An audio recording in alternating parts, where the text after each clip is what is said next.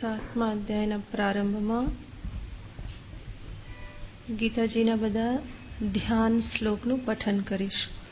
મારી ગીતાજીમાં પ્રારંભમાં બધા શ્લોકો હશે.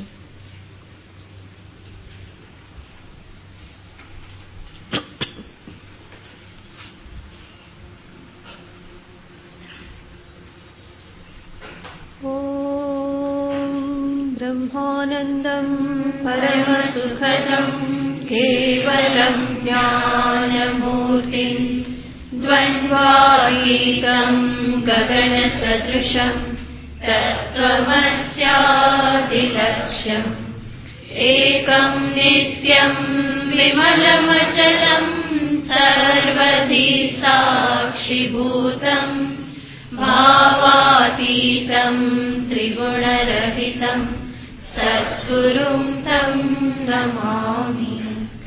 ॐ पाठाय प्रतिबोधितां भगवता नारायणेन स्वयं व्यासेन ग्रथितां पुराणमुनिना मध्ये महाभारतम् अद्वैतामृतवर्षिणीं भगवतीम् अष्टादशाध्यायिनीम् अम्ब त्वामनुसन्दधामि भगवद्गीते भवद्वेषिणीम्.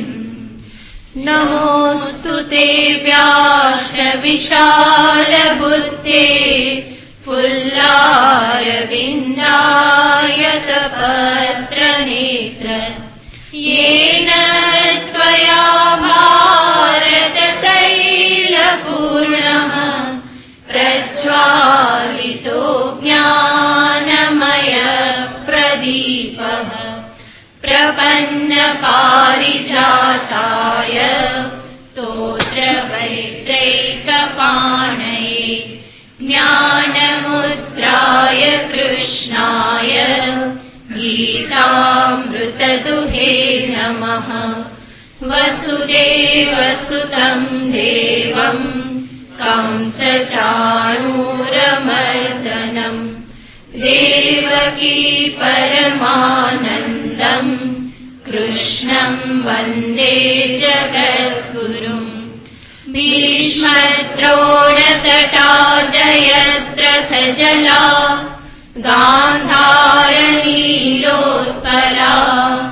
शल्यग्राहवती कृपेण वहनी कर्णेन वेलाकुला अश्वत्थामविकर्णघोरमकरा दुर्योधनावर्तिनी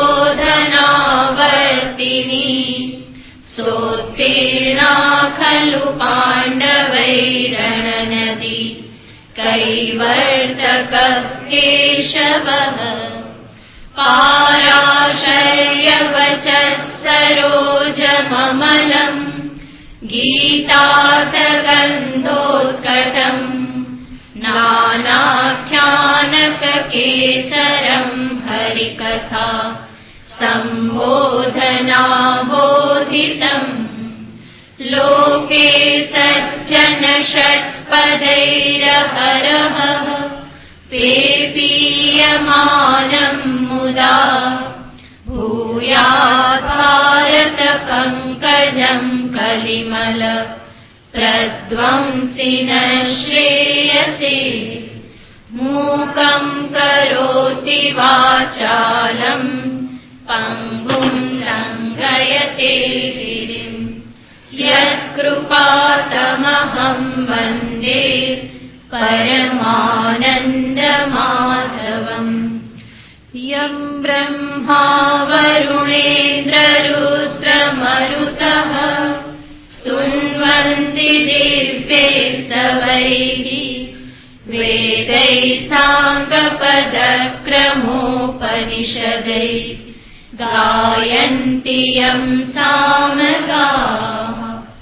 ध्यानावस्थिततद्गतेन मनसा पश्यन्ति यं योगिनः यस्यान्तं न विदुःसुरासुरगणा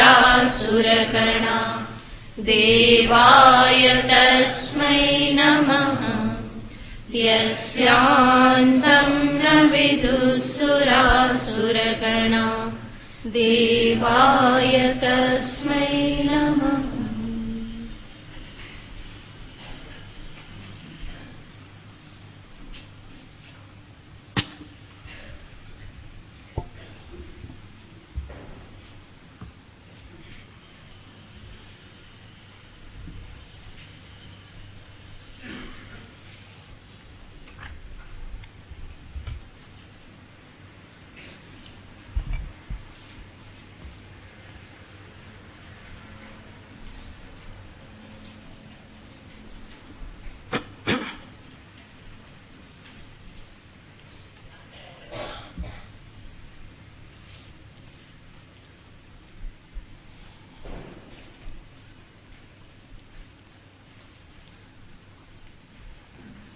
શ્રીમદ ભગવદ્ ગીતાના આ 7મા અધ્યાયથી ગીતાજીના એક મહત્વપૂર્ણ એવા દ્વિતીય ષટકનો પ્રારંભ થાય છે. આપણે જોયું તો ગીતાજીના સમગ્ર 18 અધ્યાયને 3 વિભાગમાં વહેંચવામાં આવે છે. પ્રથમ 6 અધ્યાય 7 થી 12 અને 13 થી 18. ભગવાન શંકરાચાર્યજી મહારાજે એમના ભાષ્યમાં આ પ્રમાણેના વિભાગોનો ક્યાંય ઉલ્લેખ કરેલો નથી, પરંતુ અન્ય આચાર્યો મહાપુરુષો આ પ્રમાણે વિભાગ દર્શાવે છે. અને ગીતાજીનું પરિશીલન કરતા આ રીતના વિભાગ કેવા, એમાં કોઈ અસંગતતા નથી. જે દ્રષ્ટિથી જોવામાં આવે એ દ્રષ્ટિથી એ વિષય પ્રધાન એવું પ્રતિપાદન આપણે એમાં જોઈ શકીએ છીએ. તો તત્વમસી મહાવાક્યના આધારે પ્રથમ 6 અધ્યાય જે છે એ ત્વમ પદાર્થનું નિરૂપણ કરે છે. મધ્યના 6 અધ્યાય એ તત્પદાર્થ એટલે કે ઈશ્વર તત્વનું પ્રતિપાદન કરે છે. અને અંતિમ 6 અધ્યાય જીવ બ્રહ્મ ઐક્યને દર્શાવે છે. ઘણા આચાર્યો આ જ વિભાગને અન્ય મહાવાક્ય અહમ બ્રહ્માસ્મિ એના આધારે પણ દર્શાવે છે. પ્રથમ 6 અધ્યાય એ અહમ શબ્દનું નિરૂપણ છે. હું એટલે કોણ એનું નિરૂપણ પ્રથમ 6 અધ્યાયમાં છે. ત્યાર પછી 7 થી 12 અધ્યાયમાં સર્વવ્યાપક એવા બ્રહ્મતત્વનું નિરૂપણ અને અંતિમ 6 અધ્યાયમાં અસ્મિ પદાર્થ એટલે કે ઐક્યનું પ્રતિપાદન છે. એ સિવાય કેટલાક મહાપુરુષો અન્ય પ્રકારે પણ વિભાગ કરીને કહેશે. પ્રથમ 6 અધ્યાયમાં કર્મનું નિરૂપણ છે પ્રધાનતયા. મધ્યના 6 અધ્યાય પ્રધાનતયા ભક્તિનું નિરૂપણ કરે છે અને અંતિમ 6 અધ્યાય પ્રધાનતયા જ્ઞાનનું નિરૂપણ કરે છે.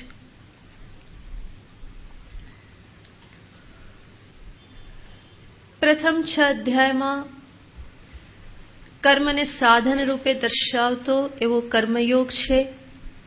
મધ્યના 6 અધ્યાયમાં ભક્તિયોગ છે અને અંતિમ 6 અધ્યાયમાં પ્રથમ જ ક્ષેત્રજ્ઞ વિભાગ યોગ કે જે ઐક્યનું પ્રતિપાદન જ્ઞાનનું પ્રતિપાદન કરે છે. તો આ દ્રષ્ટિએ આચાર્યો ગીતાજીનું પરિશીલન કરી અને એના વિષય વસ્તુને આ 3 વિભાગમાં વહેંચે છે. એમાં આ મધ્યનું ષટકમ 7 થી 12 અધ્યાય કે જેમાં ઈશ્વર તત્વનું પ્રધાનતયા પ્રતિપાદન છે અને જ્યાં ઈશ્વર હોય ત્યાં એની સાથે સાથે ભક્તિ એના અવિભાજ્ય અંગ જેવી છે. માટે જ આ અધ્યાયમાં અનેક જગ્યાએ ઈશ્વર ભક્તિનું પ્રતિપાદન પણ આપણને જોવા મળશે. ભક્તિ યોગ તો છે જ, એ સિવાય પણ વિભૂતિ યોગ, વિશ્વરૂપ દર્શન યોગ, આ બધા જ ભક્તિથી ભરપૂર યોગ છે. અને આ જે ભક્તિ કહેવામાં આવે, ઈશ્વરની ભક્તિ, એ ભક્તિના મૂળમાં રહેલી હોય છે શ્રદ્ધા. માટે આચાર્યો કહે છે ભક્તિ શ્રદ્ધેક મૂલા.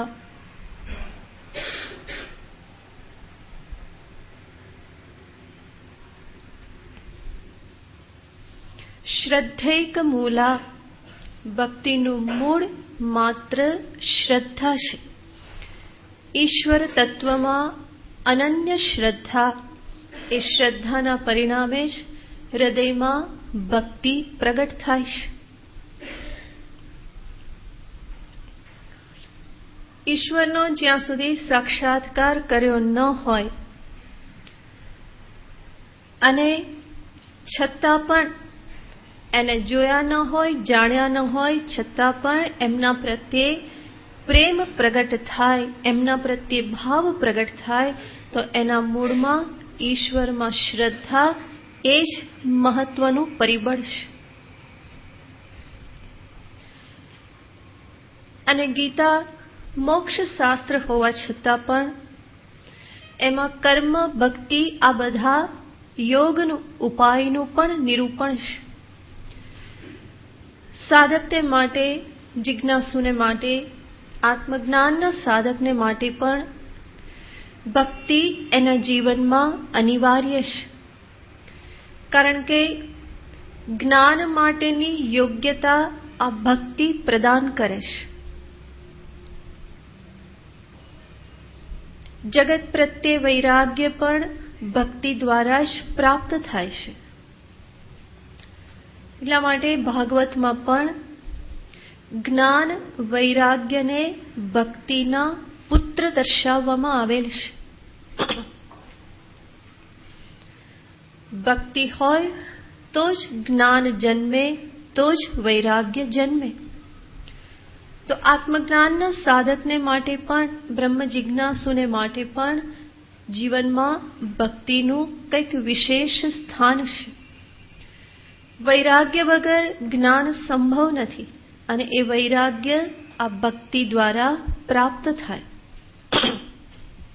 તો એવી ભક્તિનું નિરૂપણ આ સમગ્ર અધ્યાયોમાં, 6 અધ્યાયોમાં ભગવાન શ્રી કૃષ્ણચંદ્ર કરવાના છે. કે જે ભક્તિ આપણે જોયું એમ શ્રદ્ધૈક મૂલા, જેના મૂળમાં ઈશ્વરીય તત્વમાં શ્રદ્ધા એ જ એક મહત્વનું પરિબળ છે. બાકી જોઈએ તો ઈશ્વરને જોયા ન હોય, જાણ્યા ન હોય અને છતાં પણ ઈશ્વરને પ્રેમ કરવો એ ક્યારે સંભવ બને? જ્યારે એના પ્રત્યે શ્રદ્ધા હોય. જે પણ ભક્તિ પ્રગટ થાય છે કે પ્રેમ પ્રગટ થાય છે, કેવી રીતે થાય છે? સાંભળીને ભગવાન વિશે સાંભળવામાં આવે. એટલા માટે કથા શ્રવણનું પણ મહત્વ છે. ભગવાનની કથાનું શ્રવણ કરવામાં આવે, એમની લીલા ચરિત્રોનું શ્રવણ કરવામાં આવે કે જેના દ્વારા હું ભગવાનને વધારે જાણી શકું, ભગવાનના મહાત્મ્યનું મને જ્ઞાન થાય. આચાર્યો કહેશે, ભક્તિ સિદ્ધાંતનું પ્રતિપાદન કરનાર આચાર્યો કહેશે, રામાનુજાચાર્ય, વલ્લભાચાર્ય, આ બધા કહેશે કે ઈશ્વરમાં ભક્તિ ક્યારે પ્રગટ થાય? તો કે ઈશ્વરના મહાત્મ્યનું જ્ઞાન હોય. મહાત્મ્ય એટલે કે એની મહિમા, એનો ઐશ્વર્ય, એ બધાનું જ્ઞાન થાય.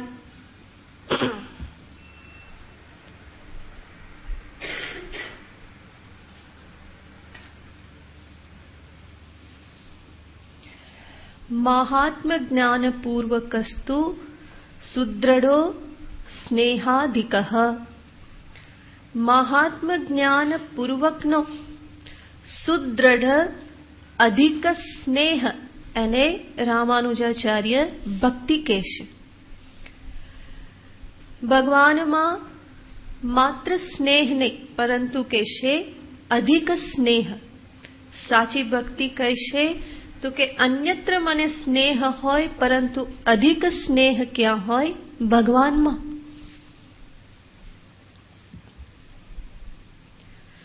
સામાન્ય મનુષ્યનું આનાથી ઉલટું હોય.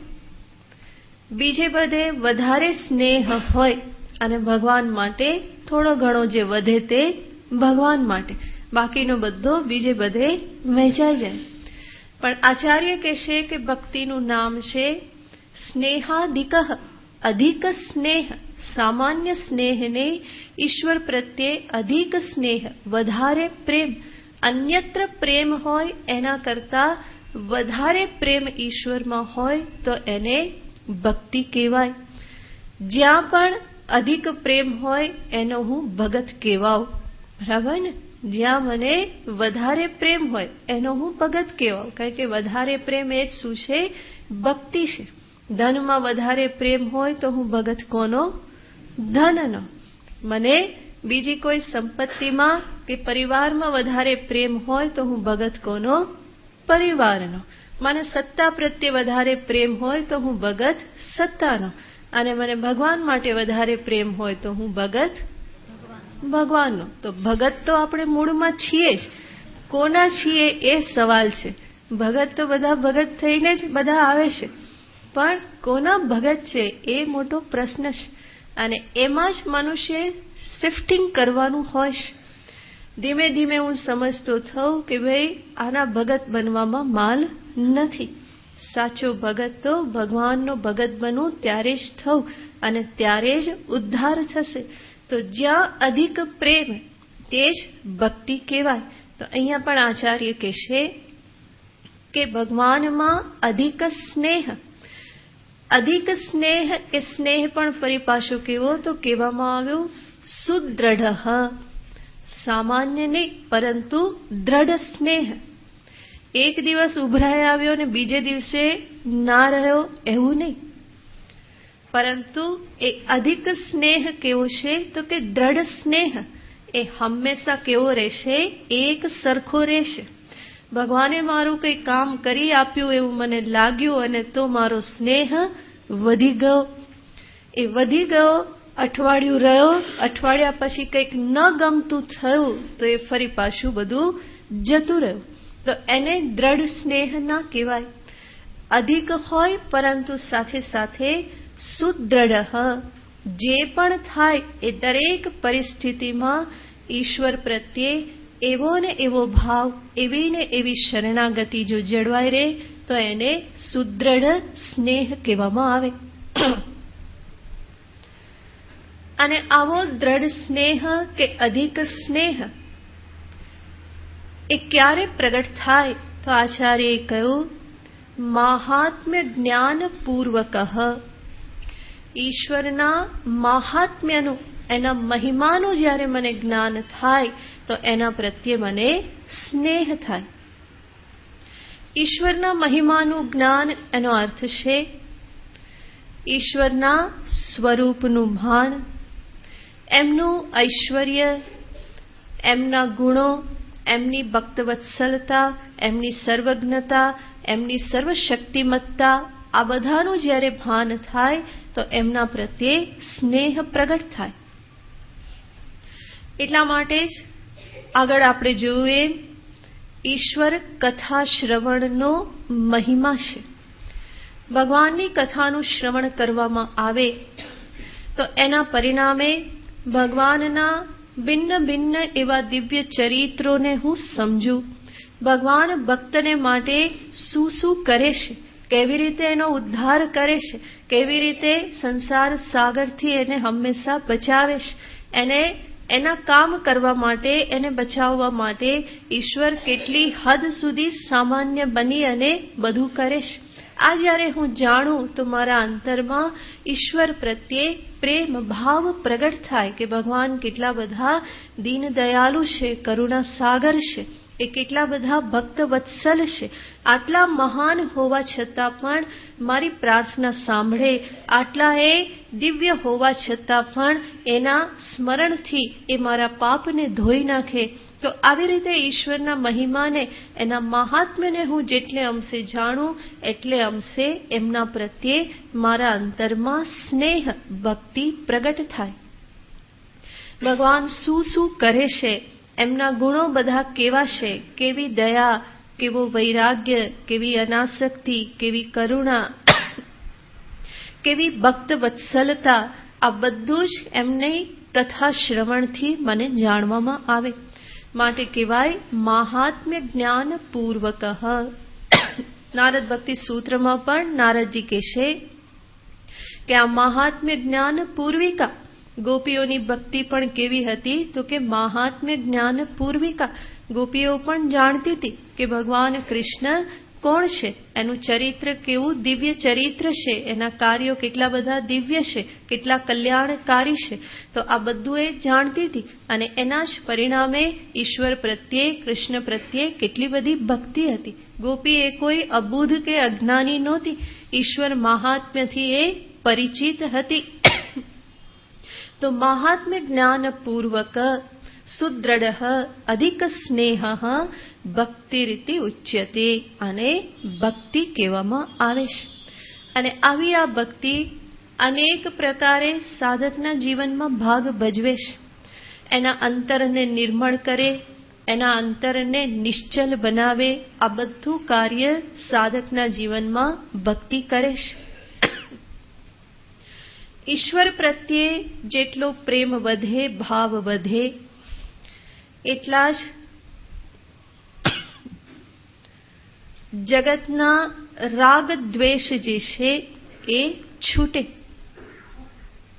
માટે જ મહાપુરુષો કહેશે જગતથી મન છોડાવવા માટે ઈશ્વરમાં મનને લગાવો.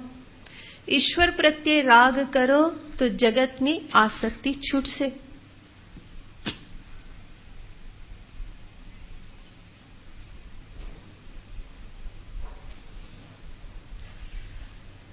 તો સાધકના જીવનમાં જગતની આસક્તિ છોડવા માટે પણ ઈશ્વર ભક્તિનું એક અનેરું સ્થાન છે.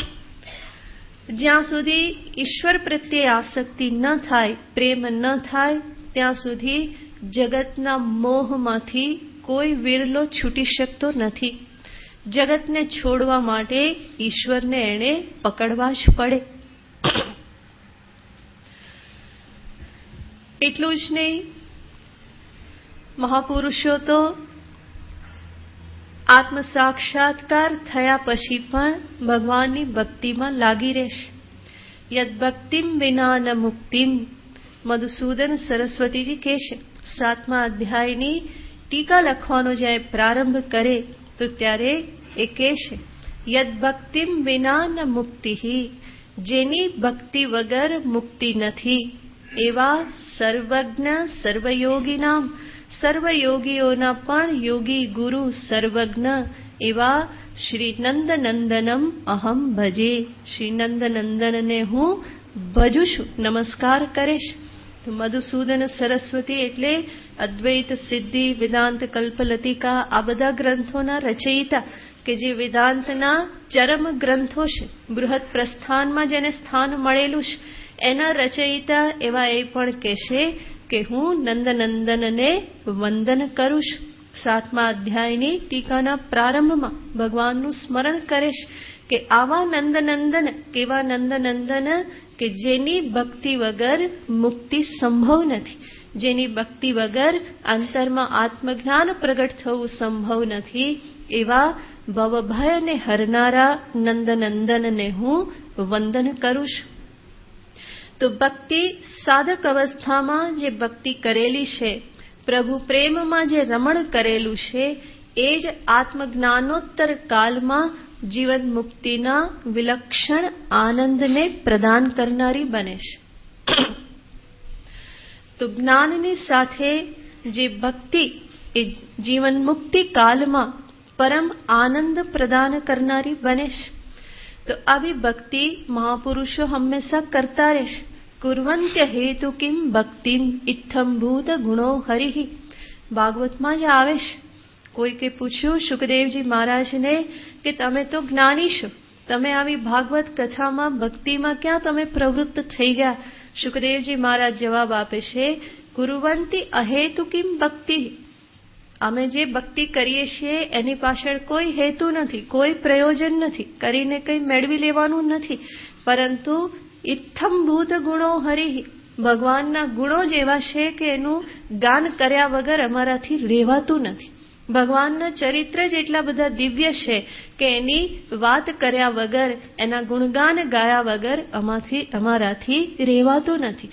તો પ્રભુના સ્વરૂપમાં એટલું સૌંદર્ય, માધુર્ય, ઐશ્વર્ય આ બધું ભરેલું છે કે એ દરેકના ચિત્તને મોહી લે છે. તો જ્ઞાની પુરુષને માટે પણ જ્ઞાનોત્તર કાલમાં ભક્તિ એ એના માટે સહજ બની રહેશે. તો આવી ભક્તિનું નિરૂપણ ભગવાન આ બધા અધ્યાયોમાં કરવાના છે. 7મો અધ્યાય જે પ્રારંભ થાય છે એનું બીજ 6ઠ્ઠા અધ્યાયના છેલ્લા શ્લોકમાં છે. આપણે જોયેલું હતું કે આ 7મા અધ્યાયના ઉપસ્થાપક રૂપ શ્લોક છે. ત્યાં ભગવાને અર્જુનને કહ્યું કે અર્જુન, યોગી ભવ, તું યોગી થા. અને છેલ્લે કહ્યું કે સર્વ યોગીઓમાં શ્રેષ્ઠ કોણ છે? તો કે જે મને શ્રદ્ધાપૂર્વક ભજે છે. સાથે સાથે કહ્યું કે કેવી રીતે ભજે છે? મદગતેન અંતરાત્મના, મારામય હૃદયવાળો થઈને જે મને ભજે છે. તો આ બધું જે ભગવાને ત્યાં કહેલું હતું એના અનુસંધાનમાં જ અર્જુનના મનમાં પ્રશ્ન થઈ શકે કે પ્રભુ, આપે છેલ્લે વાત કરી યોગી ભવ, તું યોગી બન, તો હું કેવી રીતે યોગી બનું? આપે કહ્યું શ્રદ્ધાવાન મામ ભજતે, શ્રદ્ધાપૂર્વક જે મને ભજે છે. તો મને ભજે છે એટલે કોને ભજે છે? મારે શું સમજવું? સાથે સાથે કહ્યું મદગતેન અંતરાત્મના, મારામય હૃદયવાળો, અંતરવાળો થઈને. તો અર્જુનને સ્વાભાવિક પ્રશ્ન થાય કે પ્રભુ, એવું કેવી રીતે બનવું? તમારામય, પ્રભુમય, ઈશ્વરમય મારું મન હું કેવી રીતે બનાવું? તો આ બધા પ્રશ્ન બીજ રહેલા છે. અર્જુને પ્રશ્ન પૂછેલો નથી, છતાં પણ ભગવાન એનો ઉત્તર આ અધ્યાયમાં આપી રહેલા છે. આમ તો એવો નિયમ છે, ના પૃષ્ઠે કસ્યચિત બ્રુયાત, જ્યાં સુધી પૂછવામાં ન આવે તો કોઈને કહેવું નહીં. નચાન્યાયેન પૃષ્ઠતઃ, અન્યાયપૂર્વક પૂછવામાં આવ્યું હોય, યોગ્ય વિધિથી પૂછ્યું ના હોય તો પણ એને કંઈ કહેવું નહીં. તો આ રીતે નિયમ બતાવવામાં આવે છે. તો સ્વાભાવિક આપણને થાય કે અર્જુને કંઈ પૂછ્યું નથી તો ભગવાન શા માટે આટલી બધી વાતો આગળ બતાવે છે? તો એના અનુસંધાનમાં જ આગળ બીજું એક વચન કહેવામાં આવે છે કે ગુરુ હંમેશા દયાળુ હોય છે, કરુણાવાન હોય છે.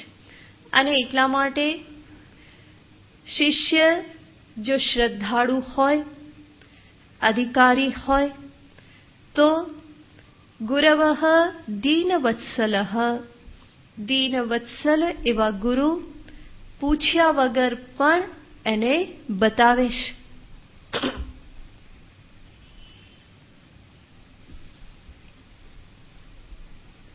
અનાપૃષ્ટમપી બ્રૂયુઃ ગુરવઃ દીનવત્સલઃ. દીનવત્સલ, શિષ્યવત્સલ એવા ગુરુ જે છે એ અનાપૃષ્ટમપી બ્રૂયુઃ, પૂછવામાં ન આવ્યું હોય તો પણ એને કહે છે. કારણ કે એ જાણે છે કે આ શિષ્ય કે શ્રોતા એનો અધિકારી છે, એ શ્રદ્ધાળુ છે. અને અહીંયા તો કોણ છે ભગવાનની સામે? અર્જુન છે.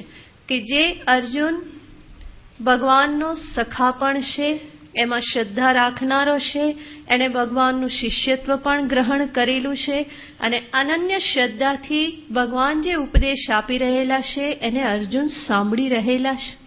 અને એટલા માટે જ અર્જુને કંઈ પૂછ્યું નથી અને છતાં પણ શ્રી ભગવાન વાચ, ભગવાન બોલે છે.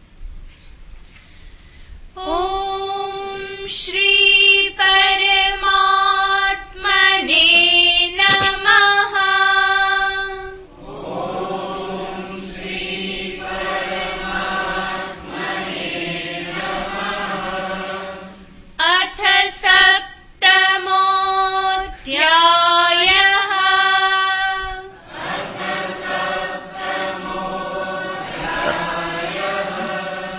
શ્રી ભગવાનુવાચ.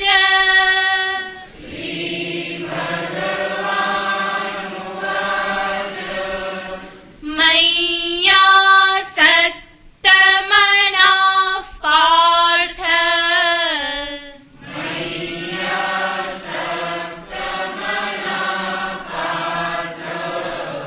યોગં યુञ्जन्मदाश्रयः.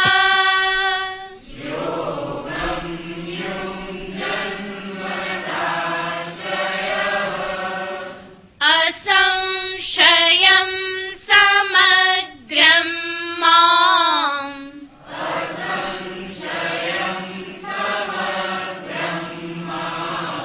यथा ज्ञास्यसि तच्छृणु.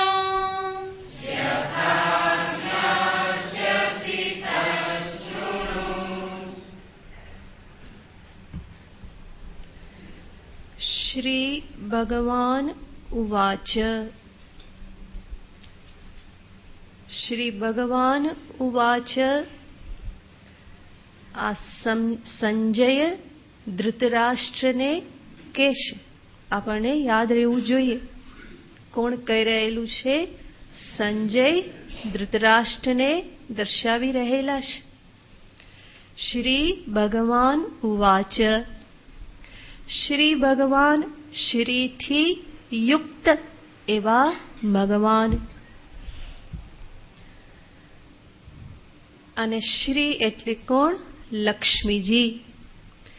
જગતમાં જે કંઈ પણ સૌંદર્ય છે, સંપત્તિ છે, માધુર્ય છે, ઐશ્વર્ય છે, એ બધું જ શ્રી છે, લક્ષ્મી છે. અને એના માલિક કોણ છે? ભગવાન વિષ્ણુ નારાયણ. ને માટે શ્રી ભગવાન. શ્રી ભગવાન ઉવાચ, બોલ્યા. ભગવાને શું કહ્યું? હે પાર્થ. ભગવાન સંબોધન કરે છે અર્જુનને, હે પાર્થ. મોટે ભાગે ભગવાન કૃષ્ણચંદ્ર અર્જુનને આ સંબોધન કરતા. વ્યવહારમાં પણ જ્યારે પણ બોલાવતા તો અર્જુન બહુ ઓછું કહેતા, કૌંતેય પણ બહુ ઓછું કહેતા, પણ મોટે ભાગે પાર્થ કહીને બોલાવતા. પાર્થ કહીને બોલાવતા એક તો કારણ એ કે સંબંધ છે, કોઈનો દીકરો છે, યાદ કરાવે હે ને. તું કોણ છે? તું માત્ર શિષ્ય નથી, તું તો કોણ છે? પૃથા પુત્ર, બુવાનો પુત્ર છે, ફઈનો પુત્ર છે. મારી સાથે તું સંબંધ ધરાવનાર છે. એટલું જ નહીં, પાર્થ શબ્દનો અર્થ થાય છે પહ પરમાત્મા અર્થ યસ્ય સ પાર્થ. પરમાત્મા સત્યની ઉપલબ્ધિ, ઈશ્વરની પ્રાપ્તિ એ જેના જીવનનું પ્રયોજન, લક્ષ્ય છે, એને કહેવાય પાર્થ.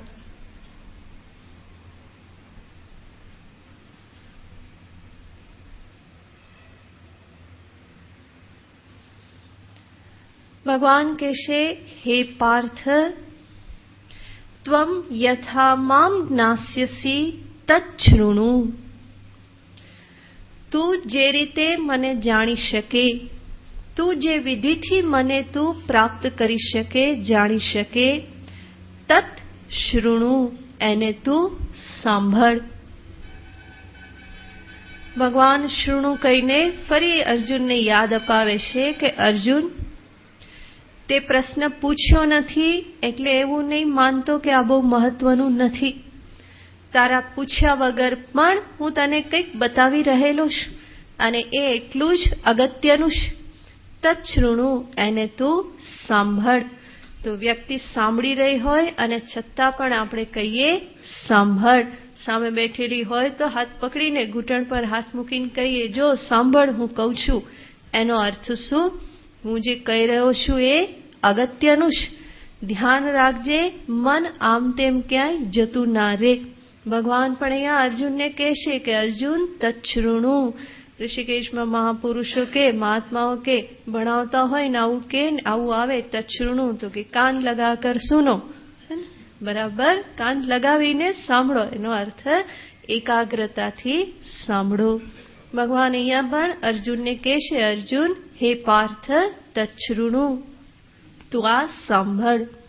શું સાંભળવાનું છે? યથા મામ જ્ઞાસ્યસી, જે રીતે તું મને જાણીશ, મને જાણી શકીશ. અને મને કેવી રીતે જાણી શકીશ? સમગ્રમ, સમગ્ર રૂપે, મારા સમગ્ર રૂપે તું મને જે રીતે જાણી શકીશ. અને સમગ્ર રૂપે પણ તું મને કેવી રીતે જાણીશ? અસંશયમ, કોઈ પણ પ્રકારના સંશય વગર. અસંશયમ મામ યથા સમગ્રમ જ્ઞાસ્યસી તચ્છૃણુ. અને કેવી રીતે જાણીશ? એના માટે ભગવાન 3 શબ્દ વાપરે છે. મય્યા સક્તમનાઃ મદાશ્રયઃ યોગમ યુંજન.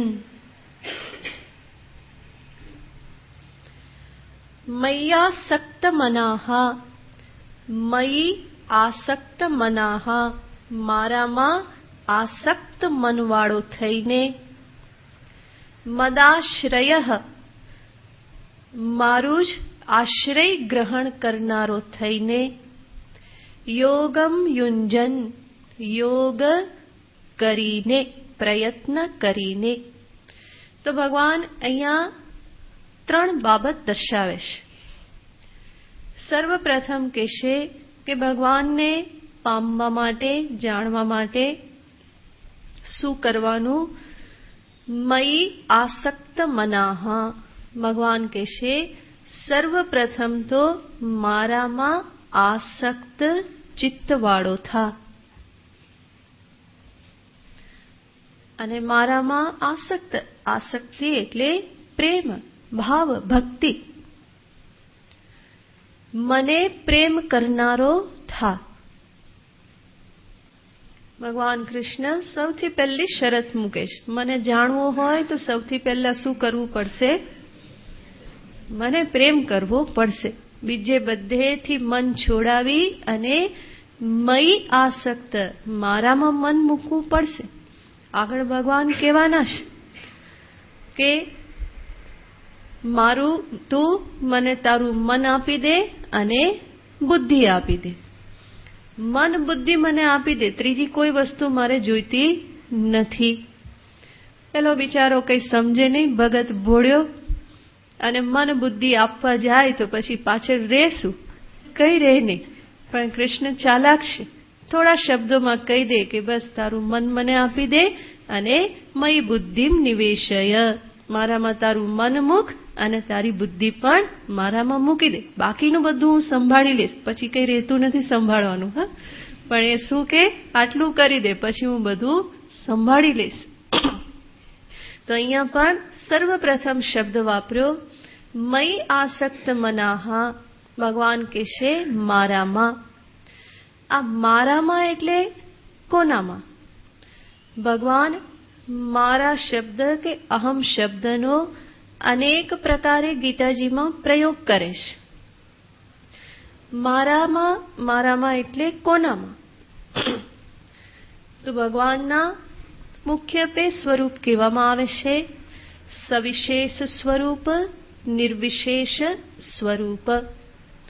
સવિશેષ એટલે સગુણ સાકાર અને નિર્વિશેષ એટલે નિર્ગુણ નિરાકાર.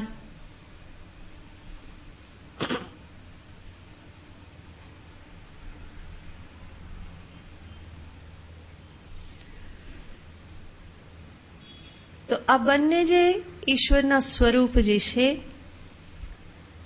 એના આધારે પણ જોઈએ તો સવિશેષ સ્વરૂપ જે છે એમાં પણ ફરી અનેક સ્વરૂપ છે. નિર્વિશેષમાં તો નિર્ગુણ નિરાકાર બ્રહ્મ સ્વરૂપ છે કે જે આત્મ સ્વરૂપથી અભિન્ન છે. પણ સવિશેષ સ્વરૂપે પણ ભગવાન અનેક પ્રકારે અહીંયા શબ્દ પ્રયોગ કરે છે. સવિશેષ એટલે ક્યારેક ભગવાન અર્જુનને ગુરુ રૂપે કહેશે કે હું શબ્દનો પ્રયોગ કરે છે.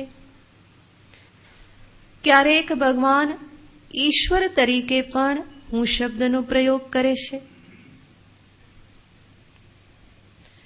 અંતર્યામી પરમાત્મા તરીકે પણ એ પ્રયોગ કરે છે.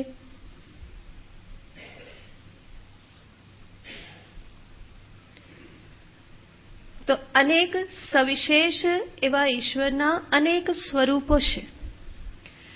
સવિશેષ અને નિર્વિશેષ સ્વરૂપ જે છે એમાં ભેદ એટલો છે કે એક ભાવગમ્ય છે અને બીજું જ્ઞાનગમ્ય છે.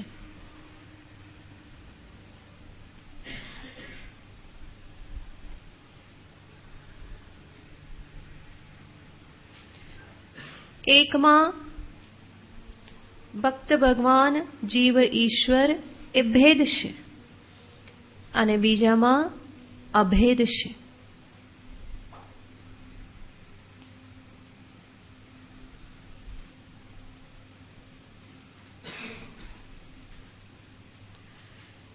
ભગવાન અહીંયા જે વાત કરવાના છે, જ્યારે ભગવાન કહેશે મારામાં આસક્ત ચિત્તવાળો થા, મારું આશ્રય ગ્રહણ કરનારો થા, તો એના દ્વારા ભગવાન સવિશેષ સ્વરૂપનું સૂચન કરે છે.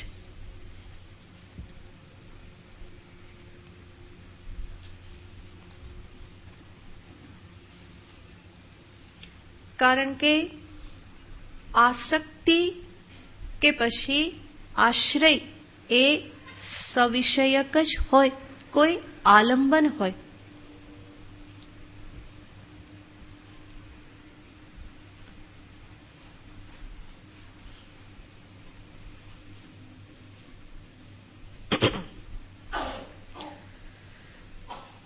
તો ભગવાન અહીંયા કહેશે કે અર્જુન, મારામાં આસક્ત ચિત્તવાળો એટલે કે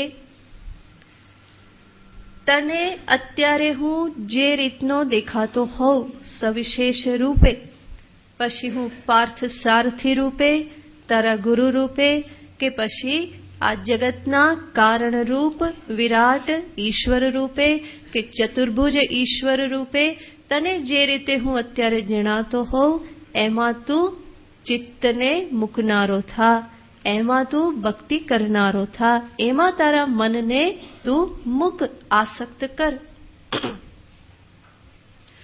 અને ભગવાનનું જે પણ સવિશેષ સ્વરૂપ છે એ એટલું બધું મનોહર છે કે એમાં જો મનને મૂકવામાં આવે તો પછી જગતની કે વિષયો પાછળની દોડ બધી ધીમે ધીમે છૂટી જાય છે. કારણ કે ઈશ્વરના સૌંદર્ય માધુર્યની તોલે જગતનો કોઈ વિષય આવતો નથી.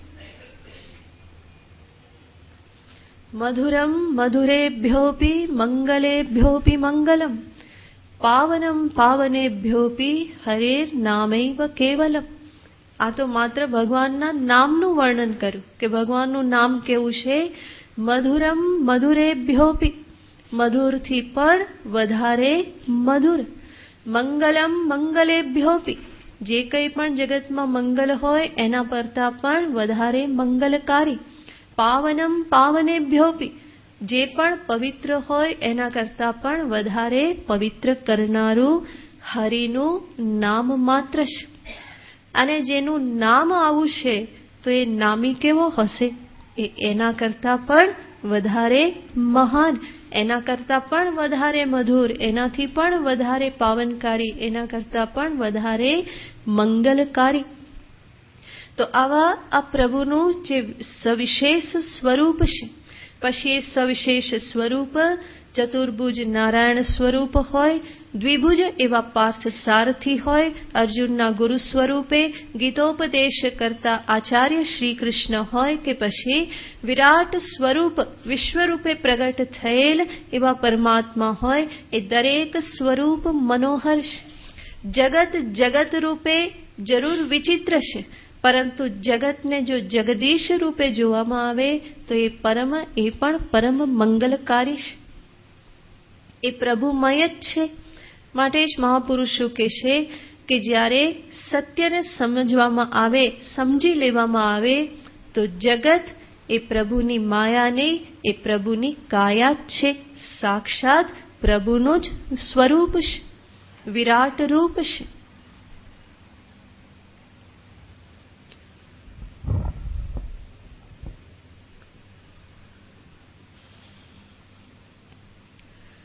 તો આવા ભગવાનના સ્વરૂપમાં ભગવાન કહેશે આસક્ત ચિત્તવાળો થા. આસક્ત ચિત્તવાળો થા એનો અર્થ ભગવાન કહેશે કે તારી આસક્તિ, તારો પ્રેમ અત્યારે અનેક જગ્યાએ વિખરાયેલો છે, ફેલાયેલો છે. એ બધાને ભેગો કરી અને તું ક્યાં મૂક? મારામાં મૂક.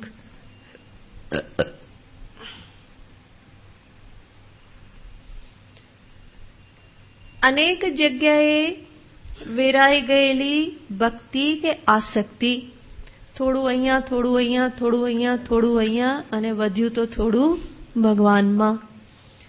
તો એવી રીતે આસક્તિ જે અનેક જગ્યાએ વહેંચાઈ ગયેલી છે, ભગવાન કહેશે એ બધાને એકઠી કરી અને મય્યાસક્ત મનાહા, મારામાં આસક્ત મનવાળો થા. આપણને સ્વાભાવિક પ્રશ્ન થાય કે તો શું પરિવારમાં માતા પિતા, પતિ પત્ની, દીકરી દીકરા કોઈને પ્રેમ કરવો નહીં? ક્યાંય પણ સ્નેહ રાખવો નહીં? એનો અર્થ એવો નથી. ભગવાન કહેશે ત્યાં તું સ્નેહ રાખ, પરંતુ ત્યાં પણ મને જો. ત્યાં પણ કોણ છે? હું જ છું. તો તારો સ્નેહ ક્યાં જોડાઈ જશે? ભગવાનમાં જ જોડાઈ જશે. તો જ્યાં પણ આસક્તિના પાત્ર છે ત્યાં પણ સર્વપ્રથમ તું કોને જોવાનો પ્રયત્ન કર? ભગવાનને, ઈશ્વરને જોવાનો પ્રયત્ન કર. માતા પિતા રૂપે, વડીલ રૂપે, સંતાન રૂપે, પતિ રૂપે, પત્ની રૂપે એક જ ઈશ્વર પ્રગટ થયેલ છે. એમાં તું મને જોઈ અને એને પ્રેમ કરે તો એ તારો પ્રેમ કોને થયો કહેવાય? ઈશ્વરને જ થયેલો કહેવાય. પણ મને ભૂલીને જો માત્ર તું પ્રેમ કરે તો એ પ્રેમ કલ્યાણકારી નહીં નીવડે, એ ઉદ્ધાર કરનારો નહીં નીવડે, બલકી એ વધારે ને વધારે બંધનકારી નીવડશે. તો મય્યાસક્ત મનાહા એનો અર્થ છે જ્યાં પણ આસક્તિ, સ્નેહ છે ત્યાં તું મને વચ્ચે લાવ. આ બધા અધ્યાયોમાં ભગવાનનો પ્રયત્ન એ જ રહેશે. પ્રતિક્ષણ તારા હૃદયમાં મને સ્થાન આપ. પ્રતિક્ષણ તું મારી સ્મૃતિ બનાવી રાખ. કોઈને કોઈ હિસાબે મારું સ્મરણ કરતો રે. તો મયી આસક્ત મનાહા, આ પ્રમાણે ભગવત પ્રેમ કરનારો થા. ભગવાન આવું એટલા માટે કહેશે કે ભગવાન પણ જાણે છે કે જીવનું મન કેટલી જગ્યાએ અટવાયેલું હોય છે, ક્યાં ક્યાં એ ફસાઈ જાય છે. ઈશ્વર જાણે છે. એકથી છોડાવે તો બીજે લાગે, બીજેથી છોડાવે તો ત્રીજે લાગે. એ ભ્રમર વૃત્તિ છે. ક્યાંય એક જગ્યાએ ઠેકાણે બેસતું નથી. એક વિષય છોડાવ્યો તો બીજું પકડે, બીજું છોડાવ્યો તો ત્રીજું પકડે, ત્યાંથી ત્યાં, ત્યાંથી ત્યાં, ત્યાંથી ત્યાં. તો આવી જે ભ્રમણ વૃત્તિ જે છે એ કલ્યાણકારી નથી. એટલું જ નહીં, વિષયો પાછળની દોડ, વિષયોનું ચિંતન, એના માટે જીવનને આપી દેવું એ કોઈ બુદ્ધિમાની તો કાર્ય નથી. પણ ભગવાન જાણે છે કે બુદ્ધિપૂર્વકનું કામ ન હોવા છતાં પણ મનુષ્ય તો એની પાછળ લાગી જ જાય છે. ઘણો બધો અવિવેક અંતરમાં પડેલો છે અને પરિણામે મનને સંભાળી શકતો નથી. તો એવા મનને પણ ભગવાન કહેશે કે ક્યાંકથી તો શરૂઆત કરવી પડશે. તો ક્યાંથી શરૂઆત કર? વચ્ચે મને તું મૂકી દે, ફરી ફરીને તું મારું સ્મરણ કરતો થા. અને એવી રીતે જેમ જેમ તું મારું સ્મરણ કરીશ, જેમ જેમ તું મને જાણતો થઈશ, એમ એમ તારું મન એમાંથી નિવૃત્ત થઈ જશે. જેને એક વખત ઈશ્વરના રૂપમાં આનંદ આવવા માંડ્યો, એના માટે જગતના રૂપ બધા ફીકા છે. એટલા માટે તો મીરાબાઈ કે મુખડું મેં જોયું તારું, સર્વ જગ થયું ખારું. ભગવાનનું મુખ જોયું અને જગત કેવું થયું? ખારું થયું. ખારું થયું એનો અર્થ પછી એ ગ્રહણ કરવા જેવું ના રહ્યું. ખારું ખારું મોઢામાં આવી ગયું તો શું થાય? થૂ થૂ થઈ જાય કે આ શું થઈ ગયું. તો જગત પણ મીરાબાઈને કેવું લાગવા માંડ્યું? ખારું લાગવા માંડ્યું. એમાં કોઈ માધુર્ય રહ્યું નહીં. માધુર્ય ક્યાં દેખાયું? માત્ર મોહનના મુખમાં દેખાયું. તો એક વખત ઈશ્વરનું રૂપ જેણે સમજ્યું, એમાં જેણે રસ લીધો, એના માટે જગતનું રૂપ ફીકું છે. ઈશ્વરનો સ્પર્શ જેણે કર્યો, એના માટે જગતના બધા સ્પર્શ ફીકા છે. ઈશ્વરનો રસ, એના નામમાં જેને રસ આવવા લાગ્યો, એના માટે બધા ષડરસ ફીકા છે, બીજા બધા રસ ફીકા છે. તો ભગવાનના જે પણ રસ, ગંધ, સ્પર્શ, રૂપ આ જે પણ છે એ અત્યંત દિવ્ય છે, મધુર છે, માંગલ્યથી યુક્ત છે. એમાં જો મન લાગે તો જગતના શબ્દ, સ્પર્શ, રૂપ, રસ, ગંધ એ બધા ધીમે ધીમે છૂટે. તો એને છોડાવવા માટે ભક્તિ જે છે એક ઉપાય છે. ભગવાન એને સર્વપ્રથમ અહીંયા કહે છે, મને પામવું હશે તો જગતથી મુક્ત થવું પડે. જગતને તું વાલ કરે, એને પણ તારા અંતરમાં લઈને ફરે અને થોડી જગ્યા હોય ત્યાં તું મને બેસાડી દે કે તમે બેસી જાઓ, તો એમાં હું નહીં બેસું. મોટે ભાગે એવું જ થતું હોય. માણસ ઘર બનાવે અને પછી ભગવાનને ક્યાં બેસાડે? કાં તો સીડી નીચે, કે આ જગ્યા બીજી કઈ કામમાં નહીં આવે, માટે કોને બેસાડી દો? ભગવાનને બેસાડી દો. નહીં તો એકાદો ગોખલો મૂકી દીધું હોય કે ક્યાંક રસોડામાં ક્યાંક ટીંગાડી દીધેલા હોય, આટલું કમથું. તો બાકી બધો તો પથારો કોનો? મારો.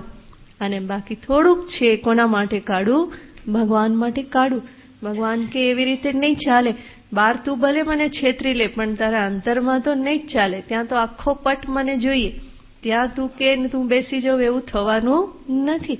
એ ધીમે ધીમે તારે ખાલી કરવું પડે. અને ભગવાન પાસે એ કડા પણ છે.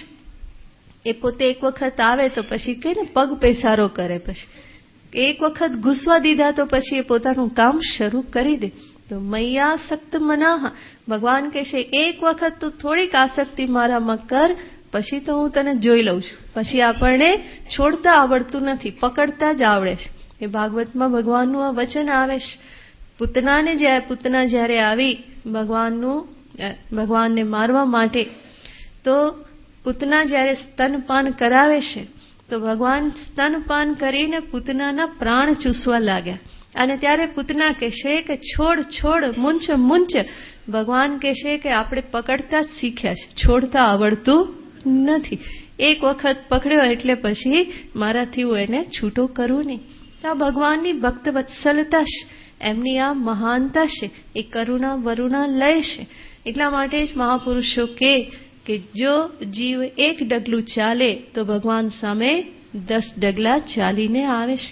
એનું તાત્પર્ય આ જ છે કે હું મારા તરફથી થોડોક પ્રયત્ન કરું ઈશ્વરીય ક્ષેત્રમાં, ભક્તિના ક્ષેત્રમાં, તો એનું 10 ગણું ફળ ભગવાન મને પ્રદાન કરે છે. તો શરૂઆત મારે ત્યાંથી કરવી પડે. જગતને છોડવા માટે પહેલા ભગવાનને મારે પકડવા પડે. ભગવાન અહીંયા એ જ ઉપાય બતાવે છે. મૈયાસક્ત મનાહા, મારામાં આસક્ત મનવાળો તું થા. સાથે સાથે ભગવાન કહેશે મદાશ્રય, મારો આશ્રય ગ્રહણ કરનારો થા. એનો અર્થ ભગવાન કહેશે આશ્રય પણ મારો રાખવાનો અને આસક્તિ પણ મારામાં જ રાખવાની. ભગવાન એવા પ્રેમી છે કે આમ પકડી જ લે, પછી કઈ બાકી નહીં રહેવા દે, બધું કંટ્રોલ કરી લે. આમ તો સાચો પ્રેમ એ કહેવાય કે જેમાં કઈ કંટ્રોલિંગ ના હોય, પરંતુ ભગવાનનો પ્રેમ કેવો છે? પૂરેપૂરું કંટ્રોલ કરી લે. મારામાં આસક્તિ રાખ અને આશ્રય પણ કોનો? મારો જ. કંઈ પણ જોઈએ તો મારી પાસે માંગવાનું, બીજે ક્યાંય નહીં જવાનું. તો જ આપણો સંબંધ ચાલશે, નહીં તો નહીં ચાલે. તો મદાશ્રય, મારામાં આશ્રય રાખ. સામાન્ય રીતે મનુષ્યના આ બંને સ્થાનો જુદા જુદા હોય. એ આશ્રય કોઈકનો લે અને આસક્તિ કે સ્નેહ બીજે ક્યાંક રાખે. આશ્રય તો શેઠનો કે નેતાનો આશ્રય લે, પણ એની આસક્તિ ક્યાં હોય? પોતાના પરિવારમાં, ધનમાં, એમાં આસક્તિ હોય. ભગવાન કે આ બે જુદા જુદા મારી પાસે નહીં ચાલે. મારી પાસે કેવા જોઈએ? આશ્રય કોનો? મારો. અને આસક્તિ પણ ક્યાં હોવી જોઈએ? મારામાં જ. તો મય્યાસક્ત મદાશ્રય, મને પ્રેમ કર અને મારામાં જ શ્રદ્ધા ભક્તિ રાખનારો થા. સારું, આટલું હું કરું તો બાકીનું તમે કરી દેશો? ભગવાન કહે છે ના, હજુ યોગમ યુંજન, તારે આ પ્રમાણે ના થઈ અને શું કરવાનું છે? યોગ કરવાનો છે. યોગમ યુંજન એનો અર્થ છે ભગવાનને પ્રાપ્ત કરવા માટેનો પ્રયત્ન. ઈશ્વરની પ્રાપ્તિને અર્થે મારા તરફથી સક્રિયતા, પ્રયત્ન.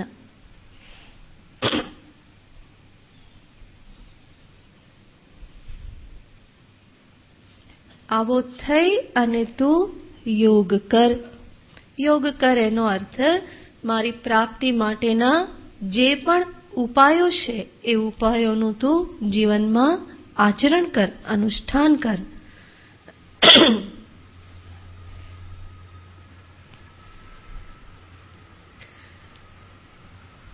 એનો અર્થ ભગવાન સાધકને કહેશે મારામાં પ્રેમ રાખનારો થઈ મારો આશ્રય લઈ અને તું સાધન પથે આગળ વધતો જા.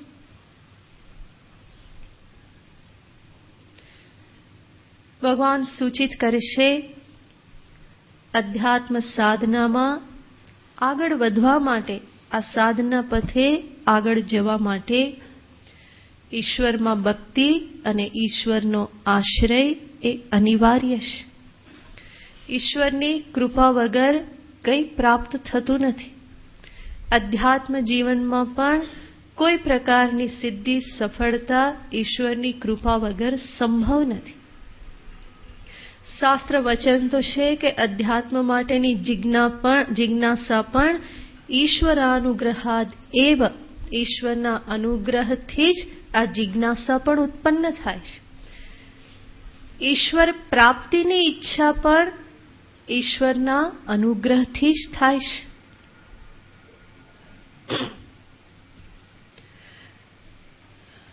માટે ભક્તિ શાસ્ત્રમાં બહુ સરસ કહેવામાં આવે છે કે ભક્ત ક્યારેય પણ એવું માનતો નથી કે સમજતો નથી કે હું મારી સાધનાના બળે ભગવાનને પ્રાપ્ત કરી લઈશ. ક્યારેય પણ સાચો ભક્ત એવું ક્યારેય માનતો નથી. હું લાખો કરોડો જપ કરીશ ને ભગવાને મારી સામે આવવું જ પડશે એવું ભક્ત ક્યારેય પણ માનતો નથી. મારી સાધનાથી, મારા જપથી, મારા તપથી ઈશ્વરનું મૂલ્ય આંકી શકાતું નથી. હું કરોડ જપ કરું ને ભગવાને આવવું પડે એનો અર્થ શું? ભગવાનનો ભાવ મેં શું રાખ્યો? 1 કરોડ જપ. 1 કરોડ જપ ઈશ્વરની સામે કોઈ વિસાતમાં નથી. તો મારા સાધન બળથી હું ઈશ્વરને પ્રાપ્ત કરી લઈશ, એને હું જાણી લઈશ એવું સાચો ભક્ત ક્યારેય પણ માનતો નથી. બલકે ભક્ત હંમેશા સમજે છે ઈશ્વરની કૃપાથી જ ઈશ્વર પ્રાપ્ત થશે. ભક્ત સમજે છે કે હું જપ કરું છું, મારા હાથમાં માળા ફરે છે તો એની જ કૃપાનું પરિણામ છે. હું કોણ ફેરવવા વાળો? કોને ખબર આંગળી ક્યારે ચાલશે, ક્યારે બંધ થઈ જશે? તો જે માળા ફરી રહી છે ઈશ્વરની કૃપાથી, મુખમાં જીભ એનું નામ લઈ રહી છે એની કૃપાથી, એનું નામ લેવાનો અંતરમાં સંકલ્પ, ઈચ્છા થઈ રહી છે એ પણ એની કૃપાથી. અને કદાચ ઈશ્વર સામે સાક્ષાત પ્રગટ થઈ જશે તો પણ એ શેના કારણે? એની કૃપા માત્રથી. નહીં કે મેં કર્યું અને માટે પ્રગટ થયા, એવું ભક્ત ક્યારેય પણ માનતો નથી.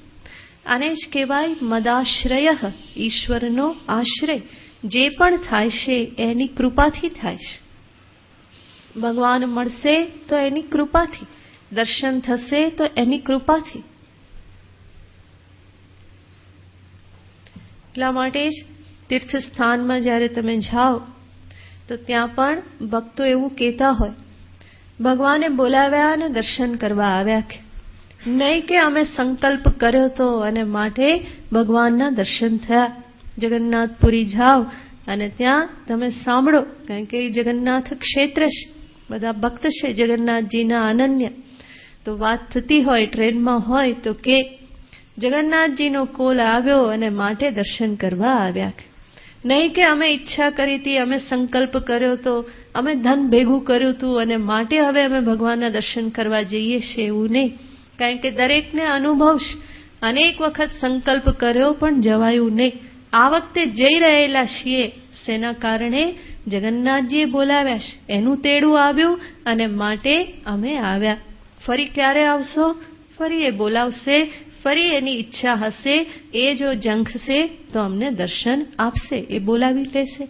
તો આ ભક્તની આ પ્રકારની ભક્તિ છે, ભાવના છે કે બધું એના થકી થાય છે. અને આવો જે આ ઈશ્વર આશ્રય, આવી શરણાગતિ એ સાધકના, મનુષ્યના અંતરમાં રહેલા કઠોર અહંકારને પીગળવા માટેનું પ્રબળ સાધન છે. ભક્તિ વગર અહંકાર ગળતો નથી. એ હું કરું, હું કરું, હું કરું ના ટકોરા અંદર જે સતત વાગતા રહેતા હોય છે, ભક્તિ એ ટકોરાને બંધ કરાવે છે.